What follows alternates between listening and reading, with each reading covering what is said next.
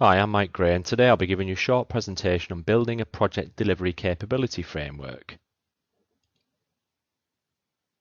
A project delivery capability framework describes the job roles, capabilities, and learning for project delivery professionals.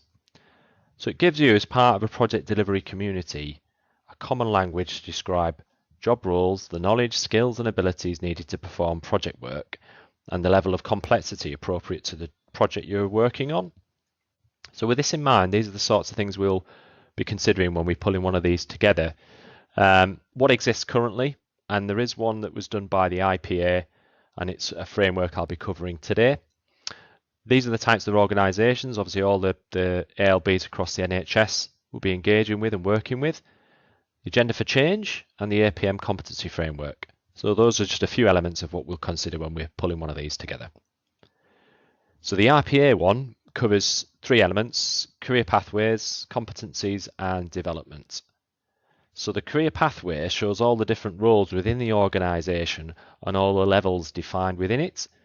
So describing the expected responsibilities, skills, and experience level required for each role is really easy to navigate, and it shows a trajectory as to where you want to be within each of those. The set of competencies, these are the skills, the knowledge, behaviours, and experience that are needed to do something successfully.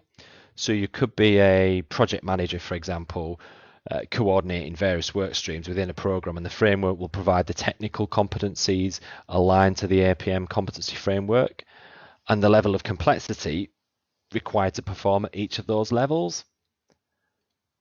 So the more complex a project is, the greater level of expertise and experience is needed to manage the project. This is why there is a direct correlation between the job roles and career pathways and the level of project complexity.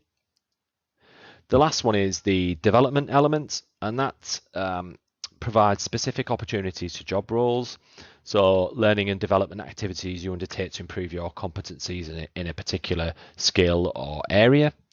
The framework offers a range of learning opportunities to help you develop towards the next level or a different area of expertise. So this is about your learning, it's about your development and your career pathway. So the framework will help to facilitate discussions and provoke wider thinking and improve HE's project delivery. An example of that model is the 70-20-10, which I shared on the Yammer pages recently, and that supports a learning culture and creating those environments, and also about building capability maturity. So what are the benefits of producing a framework?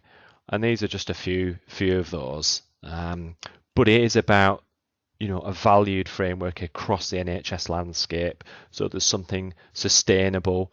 It's about definition and clarity of career pathways, consistency of standards, skills and training, and really just to support that enabling of employees and empowerment. So we talk about talent management and carving a capability community and improving the maturity workforce. So it's aligned to our project delivery mapping. This is one way of doing that. And that's it from me. So thanks for listening. You can come to me directly if you wanted more information. I am thinking about pulling a capability drop-in session to project teams in the new year. So if you fancy being part of that, drop me a line. I might not have all the answers, but it's someone to talk to about it. Thank you.